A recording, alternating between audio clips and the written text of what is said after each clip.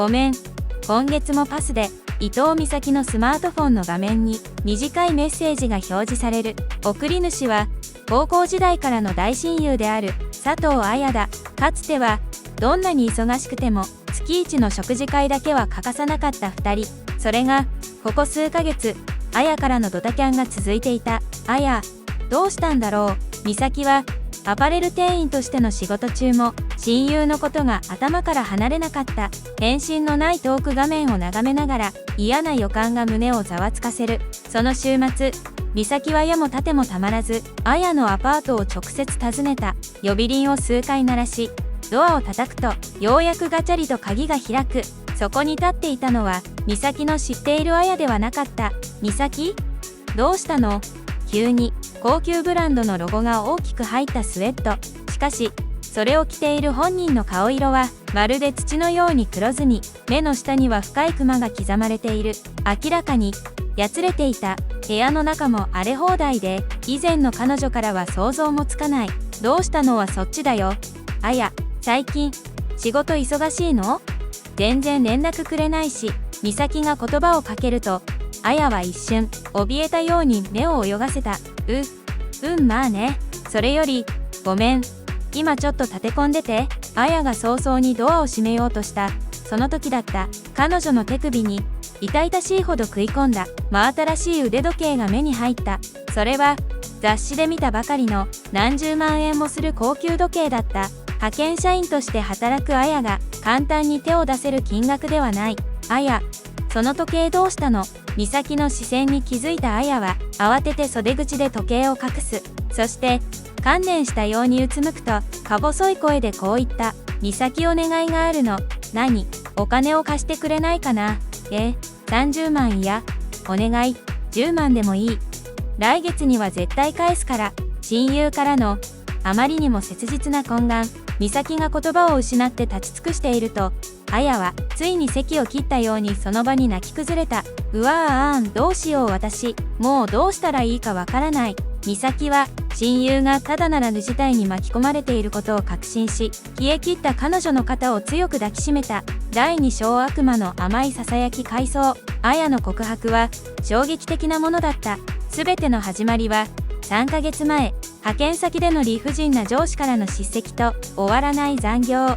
心身ともに疲れ果てていた綾は、SNS の広告で偶然見かけた初回無料の文字に誘われ、ふとした好奇心で歌舞伎町のホストクラブクルベリシウムクラブエリジウムに足を踏み入れてしまった。きらびやかなシャンデリア、鳴り響くコール、日常とはかけ離れた世界に気をされる綾の隣に、一人のホストが静かに座った。はじめまして、俺、ルイって言います。もしかして、緊張してる。それが、すべての元凶となる男、ルイだった。ルイは、他のホストのように、強引に酒を勧めることはなかった。ただ、綾の仕事の愚痴を、優しい眼差しでうなずきながら聞いてくれた。そっか綾ちゃん、今まで一人で、ずっと頑張ってきたんだね。偉いよ。俺さ、綾ちゃんみたいな、芯の強い子、本気で探してたんだ。日常で誰からも認められず、疲れ切っていた綾の心に、ルイの甘い言葉は、麻薬のように染み渡っていった。俺を、この店でナンバーワンにしてほしい。他の誰でもない。綾ちゃんだけが、俺の姫だ。その日から、綾はルイに会うためだけに仕事をこなし、決して多くはない給料のほとんどを、イリジウムに注ぎ込むようになった。最初は、数万円の安いボトルを入れるだけだった。それでもルイは、心の底から嬉しそうにありがとう。姫、これでまた頑張れると笑ってくれた。しかし、綾が店に通い詰めるうちに、ルイの要求は少しずつ変化していく。なあ、綾ちゃん、今日は、俺たちの記念日にしない？記念日、俺と綾ちゃんが出会って、ちょうど1ヶ月。だからさ、このシャンパン、綾ちゃんのためだけに開けたいんだ。そう言ってルイが指さしたのは、1本10万円もする、高額なシャンパンだった。一瞬ためらう綾に、ルイは耳元で囁く。大丈夫。俺、綾ちゃんのこと、本気で考えてるから。その言葉に、綾は魔法にかかったようにうなずいてしまった。第3章地獄の売りかけスパイラル。姫のためだから、綾ちゃんのためだけに。その言葉を免罪符に、ルイの要求は、日に日にエスカレートしていった。そして、運命の日、ルイのバースデーイベントが開催された。あやちゃんが来てくれるって信じてた。最高級のスーツで決めたルイはあやの手を取り、VIP席へとエスコートする。店内は異様な熱気に包まれ、他の客たちが次々と高額なシャンパンタワーを入れていく。あやちゃん見て、あいつら俺のことバカにしてるんだ。俺の姫はあんな奴らよりしょぼいって。ルイが悔しそうに唇を噛む。その演技にあやの心は強く揺さぶられた。そんなことない。ルイくんが一番だよ。だったら証明してよ。俺の姫はあやちゃんだけだって。ルイが指さしたのは店のメニューで最も高額な100万円のシャンパンタワーだった。さすがに手持ちがないあやが戸惑っていると、ルイは待ってましたとばかりに笑顔を向けた。お金なら後でいいよ。今日は俺の特別な日だからなあ。お願い。じゃあお願い。良いと高揚感。そしてルイを助けたいという歪んだ使命感。正常な判断ができない状態であやはその言葉を口にしてしまった。それが地獄の売りかけつけの始まりだった。一度つけを許してからはもう歯止めが効かなかった。このタワーを入れてくれたら俺本気であやちゃんとの将来考える。昨日他の客が50万のボトル入れてくれたんだよね。あやちゃんは俺のことその程度にしか思ってないの。ルイは巧みにあやの罪悪感と競争心を煽り、あやは私がルイを支えなきゃと借金をしてまで店に通い続けた。そうして気づいた時、あやの売りかけは総額300万円。派遣社員の彼女には到底支払うことのできない金額に膨れ上がっていた。第4章表変した王子と店の圧力。300万円という数字を突きつけられた日を境に、あやの王子様は冷酷な債権者に表変した。あれほど毎日送られてきた甘いメッセージは途絶え、代わりに届くのは冷たい取り立ての連絡ばかりで、いつ払うんだよ。まさか金もねえのに俺にタワー入れさせたの？正直冷めるわ。そういう女一番嫌いなんだよね。違うのルイくん。あやが慌てて電話をかけても、ルイは今接客中なんだけど金の話以外すんなよと一方的に電話を切るだけ。あやが絶望に打ちひしがれていると、今度は見知らぬ番号から着信があった。もしもし、佐藤あやさん？俺イリジウム店長の黒崎って言うんだけど。電話口から聞こえてきたのはドスの効いた低い男の声だった。あんたうちのルイに300万もつけためてるらしいな。どうなってんだ？今お金が。知るかよ。うちの店は慈善事業じゃねえんだ。いいか、ルイ個人の売りかけは店の売りかけでもある。きっちり払ってもらわねえとこっちも困るんだよ。威圧的な態度にあやは震え上がった。その日の夜、あやが恐怖で眠れずにいると、ルイから久しぶりに一通のメッセージが届いた。返済待ってやるよ。希望の光が見えた気がして、あやがメッセージの続きを開くと、そこには地獄への誘いが記されていた。どうやって返すかもう分かってるよな。このままだと俺が店に借金背負わされるんだよ。俺のこと助けてくれるんだろ。他の子もみんなそうやってる。簡単な仕事紹介してやるよ。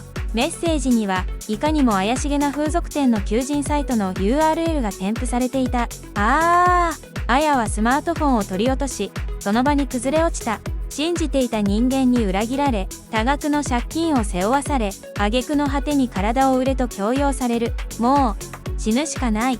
親友の口からこぼれた絶望の言葉に、美咲の体は光で震えた。ふざけないで。美咲は泣きじゃくるあやの顔を無理やり上げさせた。絶対に許さない。あやを騙したあいつらも、それに負けようとしてるあんたも。美咲の瞳には強い決意の光が宿っていた。私が絶対にあやを助ける。第5章潜入悪質商法の現場証拠。美咲はまずあやを自分のアパートにかくまい、落ち着かせた。そしてルイや黒崎からの連絡を一切無視させた。怯えるあやに対し、美咲は力強く宣言する。ただ泣いてても何も解決しない。私たちがやるべきことは一つ。あいつらが詐欺を働いた証拠をつかむことよ。美咲はあやからクラブイリジウムシステム、ルイの特徴、そして店長の黒崎の顔写真まで全ての情報を徹底的に聞き出した。そして翌週末、美咲は戦闘服ともいえる少し派手なワンピースに身を包み、一人であのクラブイリジウムの重い扉の前に立っていた。いらっしゃいませ、姫。ご指名はルイくんでお願いします。案内された席に座ると、写真で見た通りの、しかしどこか軽薄そうな男が笑顔で近づいてきた。はじめまして、ルイです。あれ、もしかしてあやの友達。どうやらあやから美咲の写真を見せられていたらしい。美咲は動揺を押し殺し、客のふりを続ける。なんでわかるんですか？すごい。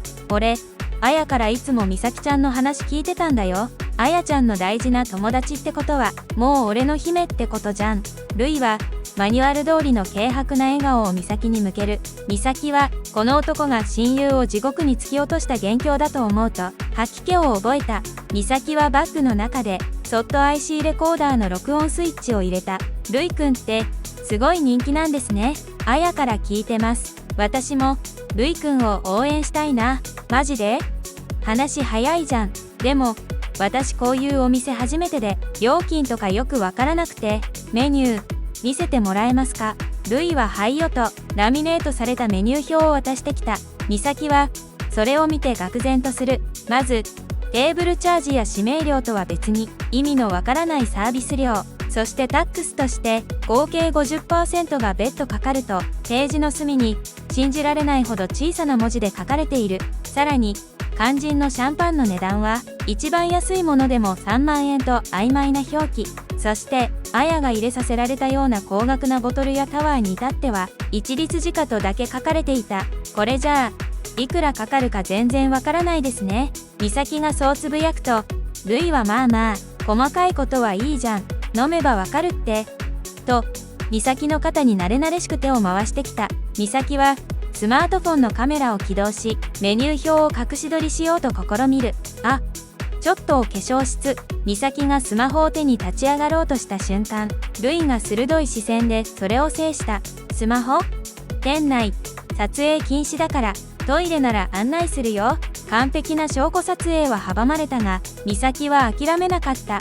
トイレに立つふりをして、店内の死角に入った瞬間、スマホのカメラで、遠目にあの不鮮明なメニュー表の写真を撮影することに成功した。第6章証拠収集と公的機関の壁。席に戻った美咲は作戦を変更した。ルイくん、あやがあなたのために100万円のタワーを入れたって聞きました。私も同じものを入れたいな。美咲の言葉にルイの目がカッと見開かれた。カモが来たとその顔に書いてある。マジで？美咲ちゃん、最高じゃん。すぐ持ってくるわ。ルイは興奮した様子でボーイに指示を出そうとする。待って、ルイくん。美咲は IC レコーダーが音声を拾いやすいようバッグの口を少し開けながらわざと不安そうな声を出した。私、今そんなに手持ちがなくて、もしかしてあやみたいにつけにできたりする。その瞬間、ルイは一瞬きょとんとした顔をしたが、すぐにいつもの笑顔に戻った。ああ、売りかけね。全然いいよ。美咲ちゃんなら特別っていうか、料金なんて気にしないで今日は楽しもうよ。でも100万円ですよね。ちゃんといくらかかるか説明してくれないと。だから大丈夫だって。細かいことは後でいいから。ルイが強引に注文を通そうとしたその時、あ、ごめんなさい。やっぱり今日はやめときます。そんな大金今払えるかわからないし。美咲がそう言って注文をキャンセルすると、ルイの笑顔がすっと消えた。は？何それ、ノリ悪いな。先ほどまでの甘い声とは別人のような低く苛立った声。客のふりして冷やかしかよ。そんなんだからあやもダメなんだよ。あいつマジで使えねえわ。あやのことそんな風に思ってたんだ。当たり前だろ。金も払えねえ姫なんて姫じゃねえんだよ。暴言の数々。料金説明を一切せず強引に注文させようとした事実。美咲は十分な証拠を得たと判断し、気分が悪くなったので帰りますとだけ告げて会計を済ませ店を出た。翌日、美咲はあやを連れ、録音データとメニュー表の写真を持って警察の相談専用窓口9110に電話をかけた。これって詐欺じゃないですか？恐喝にも当たるんじゃ。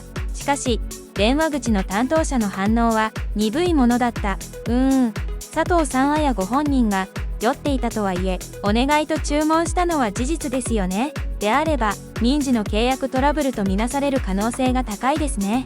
でも風俗で働けってメールがこれだけだとすぐに強要罪や恐喝罪を適用するのは難しいんですよ。あくまでこういう仕事もあるよっていう紹介の体裁をとってますから。悪質ですけど直接的に脅迫したっていう証拠がないと警察は驚くほど消極的だった。いわゆる民事不介入の壁だった。そんなじゃあ綾はあの300万円を払わなきゃいけないんですか？電話を切った後綾は再び顔を覆って泣き始めた。美咲は公権力の頼りなさに愕然としながらも唇を強く噛みしめた。親友を地獄から救い出すためにはもう自分たちで戦うしかないのだと。第7章法律という名の武器。警察がダメなら別の方法を探すまでよ。美咲は諦めなかった。ネットでホスト売掛返金と検索し消費者ホットライン188の存在を知る。藁にもすがる思いで電話し経緯を説明すると相談員はそれは悪質です。すぐに消費者問題に強い弁護士に相談すべき案件ですと専門の法律事務所を紹介してくれた。翌日美咲はまだ怯える綾の手を引き紹介された高橋法律事務所のドアを叩いた。大和田が鋭い目をした高橋弁護士は美咲が差し出した証拠不鮮明なメニュー写真類の録音風俗への斡旋メールを一つ一つ丁寧に確認し録音データをじっくりと聞いた。やがて彼は不安げにうつむく綾の顔をまっすぐに見つめ冷静だが何よりも力強い声でこう言い放った。これはあまりにも悪質ですね綾さん。単刀直入に申し上げます。その売掛金300万円あなたが払う必要は一切ありませんよ。その瞬間綾の目から堰を切ったように再び涙があふれ出した。暗闇の中でようやく見つけた一筋の希望の光だった。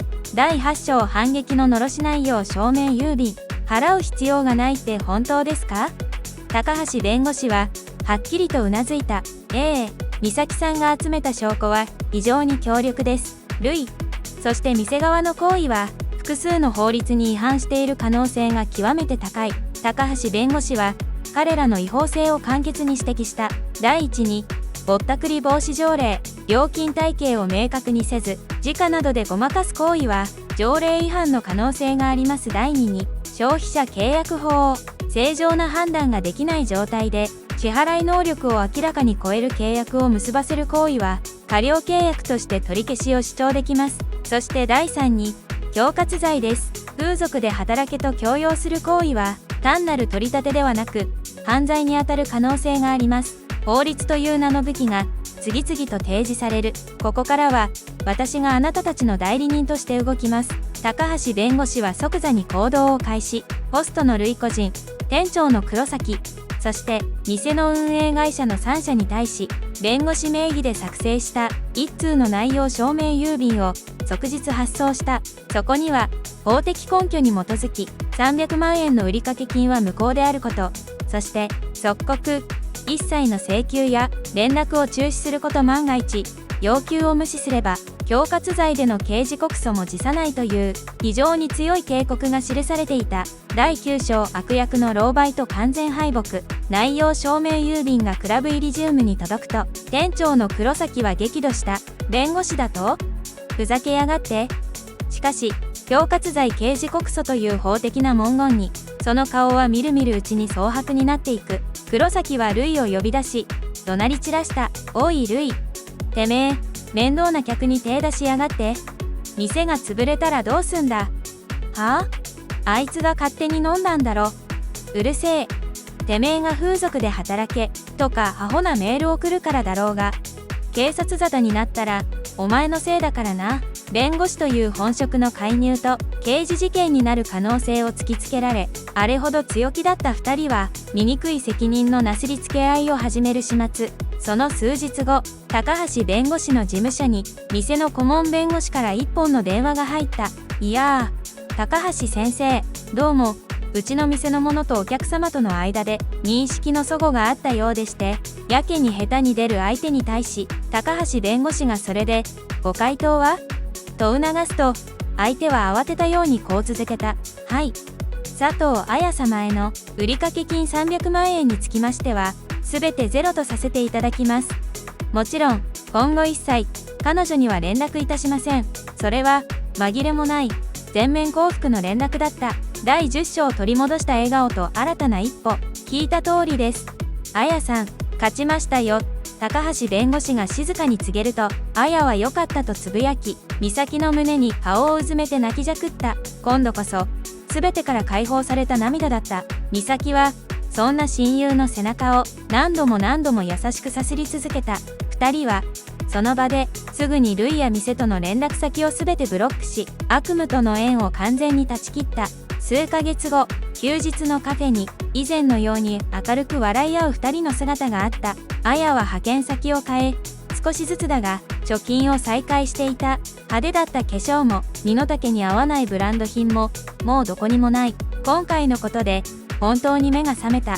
もう二度とあんな甘い言葉には騙されない。綾はコーヒーカップを置き、真剣な目で美咲を見た。ねえ、美咲、私、法律の勉強始めようと思うんだ。法律って本当に私たちを守ってくれる武器なんだって分かったから、私もいつか誰かを守れるようになりたい。そう言って明るく笑う親友の顔を見て、美咲は自分の行動が間違いじゃなかったと心の底から安堵するのだった。法律 Tips コーナー。今回のエピソードいかがでしたでしょうか。親友を救うための美咲さんの勇気ある行動、本当に見事でしたね。もしあなたがまたはあなたの友人が同様の被害に遭いそうになったら、今日の物語を思い出してください。ポイントになった法律知識を簡単におさらいしましょう。ぼったくり防止条例。多くの自治体ではぼったくり防止条例が定められています。これにより飲食店、特に接待を伴うお店は客が見やすい場所に明確な料金体系、サービス料やタックスなども含むを掲示する義務があります。時価ばかりのメニューや小さな文字でしか料金が書かれていない場合、この条例に違反している可能性があります。消費者契約法過料契約。客が泥酔していたり、マインドコントロール下にあるなど、正常な判断ができない状態で、その人の支払い能力を明らかに超えるような高額な契約シャンパンの注文などを結ばせた場合、過料契約として後からその契約の取り消しを主張できる可能性があります。酔ってたから覚えてないは法律上有効な反論になる場合があるのです。恐喝罪刑法第249条。今回の類のように売掛付の返済を迫るために風俗で働け簡単な仕事を紹介するなどと強要する行為は、単なる取り立ての域を超え、脅迫によって利益を得ようとする恐喝罪という犯罪にあたる可能性があります。返せないお前が悪いという脅し文句に屈する必要は一切ありません。警察に民事不介入と判断されても諦めないでください。まずは消費生活のトラブル全般を受け付けてくれる消費者ホットライン188ややに電話してみてください。そこで今回のように弁護士などの専門家につないでもらえるケースも多くあります。泣き寝入りが悪質業者を一番喜ばせることになります。証拠を集め、専門家に相談する勇気があなた自身を、そしてあなたの大切な人を守る最大の武器になります。本動画はフィクションであり、専門的な法的助言ではありません。実際のトラブルについては、必ず弁護士等の専門家や国民生活センター消費者ホットライン188などの公的機関にご相談ください。この動画が気に入ってもらえたら、ぜひ高評価とチャンネル登録をお願いします。これからもスカッとしながら法律を味方につけるエピソードをお届けします。